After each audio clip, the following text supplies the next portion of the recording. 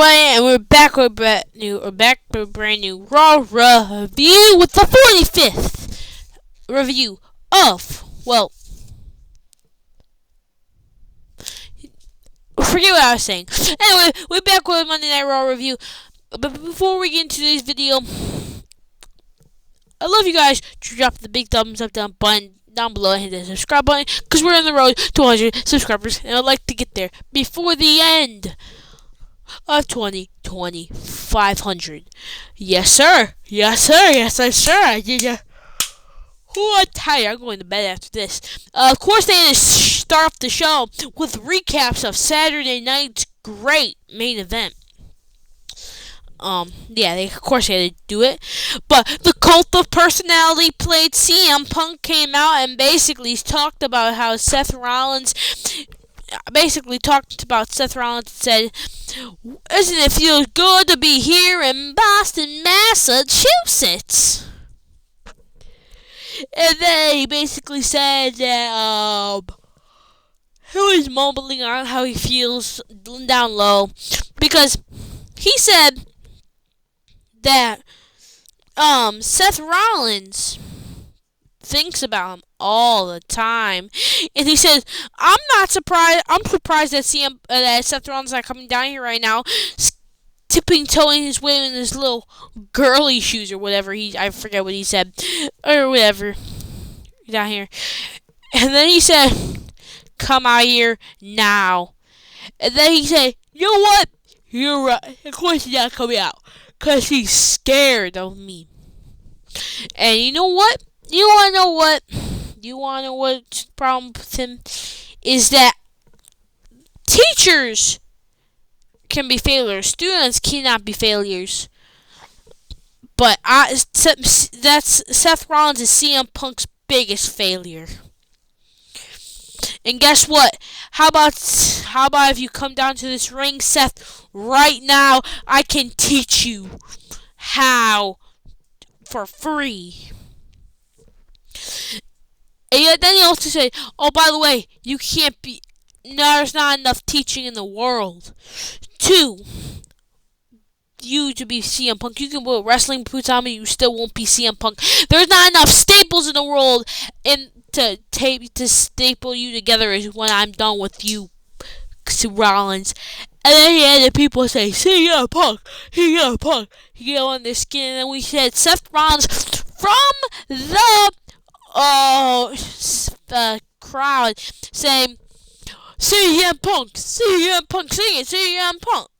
And he said, "Woo, I'm here." And Punk, I said, "I wanted to come up here to see if I can see what the fans see from up here." And I still don't see what I see. I don't see what the fans see. I still see a piece of poopy. And Punk said, "That's where you belong with all the other CM Punk fans." And then Seth just derided the crowd, saying, "I love the fans. Why wouldn't I want to be here?" And then he got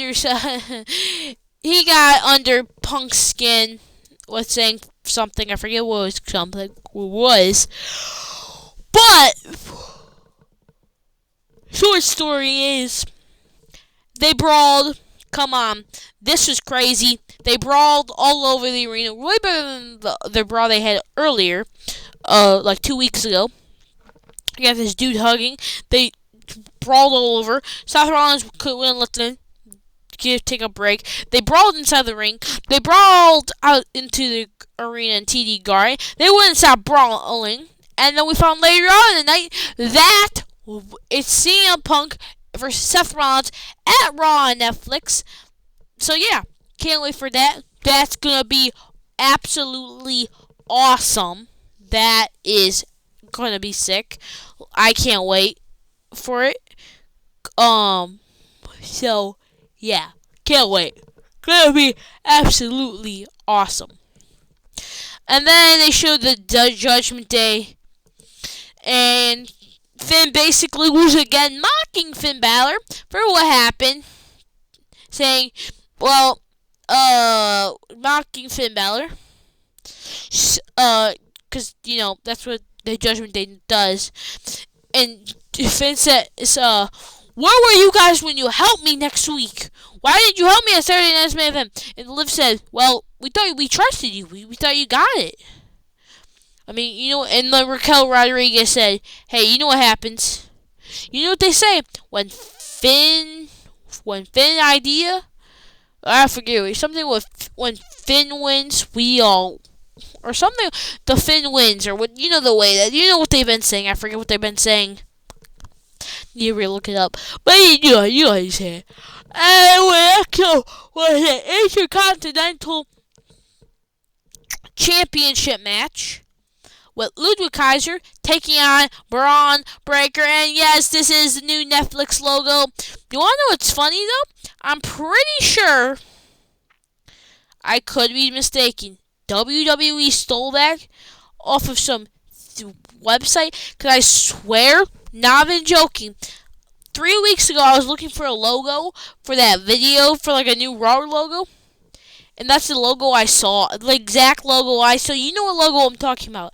If you look up on Google right now, WWE logos, or WWE new Raw logos, this logo is one of the first pop-up things, and it was an idea since like, I don't even know when this was announced.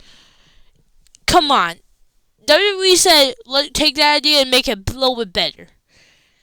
Which I felt like I always should have been expecting this, since they've been using those little arrow things. But yeah, it's fine. Then Seth was yelling at Adam Pearce saying, "Make it happen, do your job." And then Drew said, you understand it now, huh? Do you understand now? And Seth said, "Whoa, whoa, whoa, whoa, whoa, whoa, whoa, whoa. We are not friends. Me, Jay, and Sammy are friends because we respect each other. I don't respect you a single bit. And I'm going to do the thing that you couldn't do. Take out CM Punk." And he was like, "Okay. Okay, now let's move on to the awesome title defense that Braun Breaker had. Of course, it was like a match against Ludwig Kaiser, which I feel like he could be. I feel like he can be a Intercontinental Champion. I don't know when or how, but I feel like he could. I feel like maybe in early 2025 he will become Intercontinental Champion. Oh, we'll find out and see. But I don't know. Just throwing it out there. But yeah, this was a great match. The main story of this match was Braun Breaker, after doing the crazy move he does off to the thing, is that he hurt his shoulder landing on the ground. I don't know how. But then Ludwig Kaiser was just attacking it the whole match, doing drop kicks to it, attacking it. But of course, Braun Breaker being... Is Braun Breaker, let's be honest, is Braun Breaker really a heel at this point? Because his crowd reaction to how he's been acting recently, he's a babyface. If he's not a babyface, he's a tweener. Come on, he's a tweener. We cannot deny it. And this man, Braun Breaker, was doing some crazy move. This flying jumping knee, how? Explain. Of course, the Kaiser roll. And yep, another example of Kaiser taking control of the match and attacking Braun Breaker's shoulder. And then, obviously, the end of the match, the Super Spear, as Joe Tessitore keeps on saying. For the 1, 2, 3, Braun Breaker retains his Intercontinental Champion and Star title defense. Again, Braun Breaker is the future and is the now.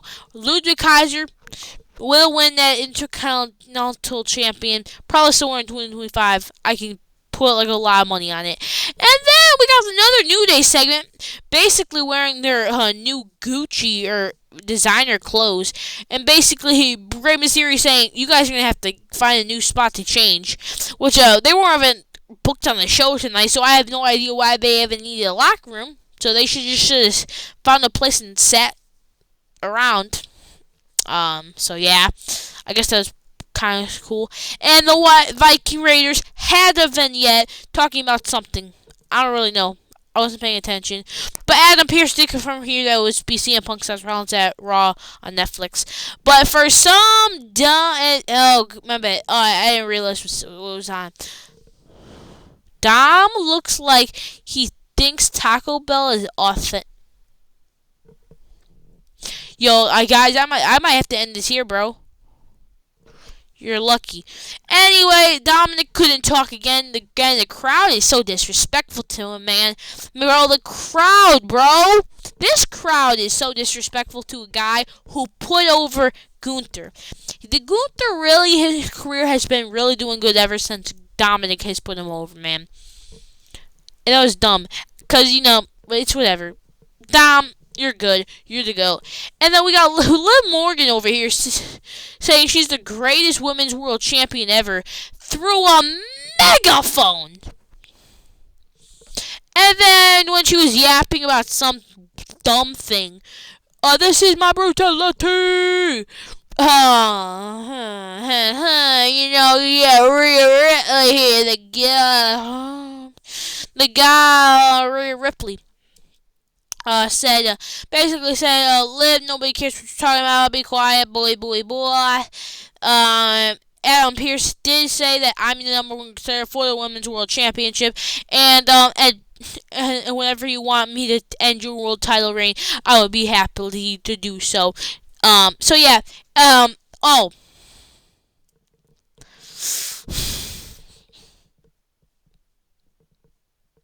You know what? I'm too heartbroken to say it. Look it up on YouTube. Unbelievable how Rhea Ripley's allowed to say those disgusting words to Dominic Mysterio. What Rhea Ripley said, she should get canceled for what she said. That was disrespectful. It's because Dominic likes different types of chicken fingers, just like chicken tenders, chicken nuggets. Just because he likes different types of chicken,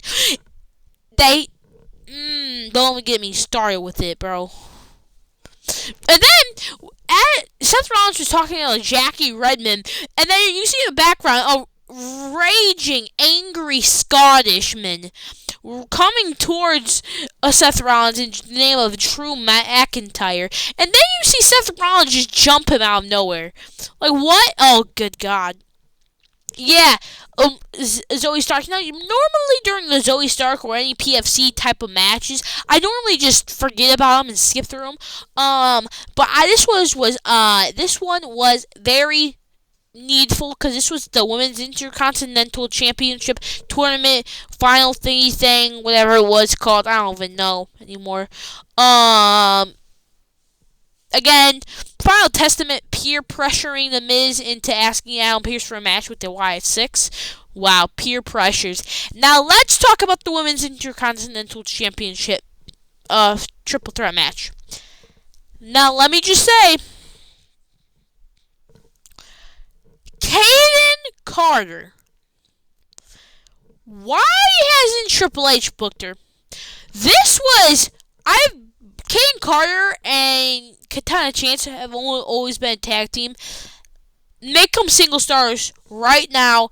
After what I just saw tonight, I think I see enough to where they deserve singles opportunities. Because Kaden Carter was for sure the MVP of this match. She did this cool flippy thing.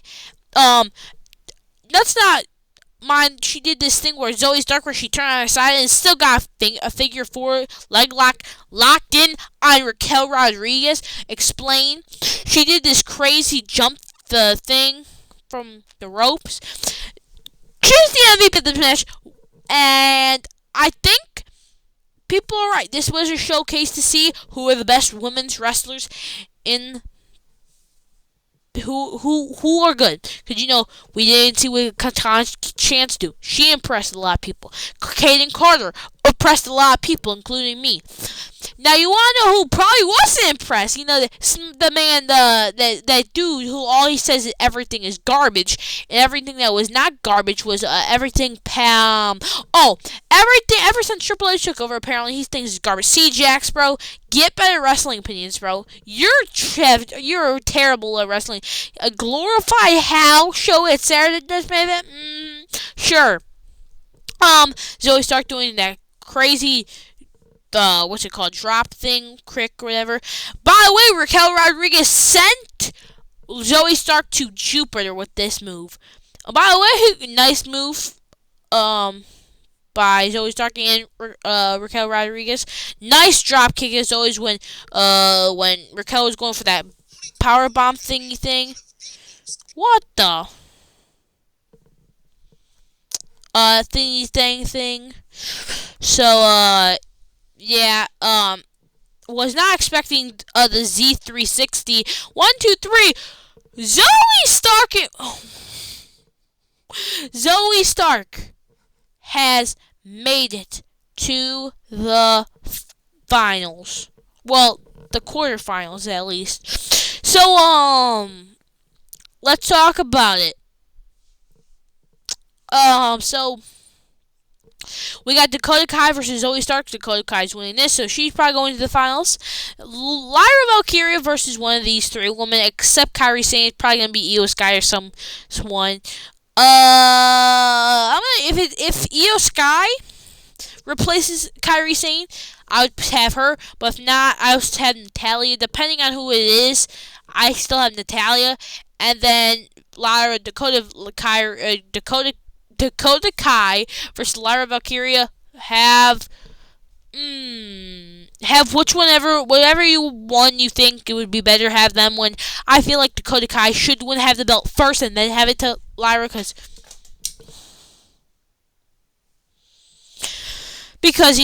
she's older and I feel like you get it more first, whatever. Again, man, Pete Dunne is getting the crazy of harassments by R-Truth. R-Truth is funny, but stop harassing the dude, bro. And then, Chad Gable said, you turned Alpha Academy into a terrible, terrible thing. And I'm going to destroy my own creation, starting with Tozawa. And guess who got me angry? Otis did. And this was interesting. We got a 0 with the line through it. Santi Zap said it was Penta. Leave it down in the description who you think this is. Now it's fun time for the main event. This was the greatest main event. This was an awesome main event. You wanna know why? Because you see these two, the reign of terror these two had in the tag team division. The whole they had on the tag team division was just so sad to see.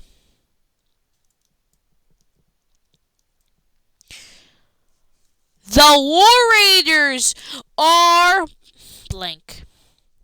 Yeah, Finn Balor and JD McDonough had some crazy moves. They were doing all their crazy stuff. Got Ivar kicking JD in the side of the head. This crazy spot where stuff happened. This happened. That happened as well. The what's it called? The War Raiders finishing move thing where Ivar got distracted by what's his name, Finn Balor. But again, Finn Balor took a knee to the back of the head. So yeah, it's pretty cool. Jaden McDonough did some cool splash. And oh my god, I almost lost my mind. When Finn Balor hit the Kuna Girl, I thought they were retaining their World Tag Team Championships. I would have been so mad. Until Finn Balor tried to grab a steel chair, but the chair wouldn't move because Damian Priest held the chair and kind of pushed forward and kicked Finn's gut, and then Finn got hit with this clothesline thingy, and yes, finally, new World Tag Team Champions, the War Raiders, the reign of terror by those trash Tag Team Champions in JD McDonough and Finn Balor. The world is finally healing. Quoting Mr. Santi Zap, thank the Lord. I was getting tired of them, honestly, as champions. They sucked as champions, let's be honest with you. And the pyro in the background was great, as was good as well. Well, yeah. Finally, a new day, a new day, a new day, and a new great life. But let's talk about the Rhea Ripley and Liv Morgan match. It hasn't been confirmed where it's gonna take place. It should, and it most likely will take place on the first Raw on Netflix.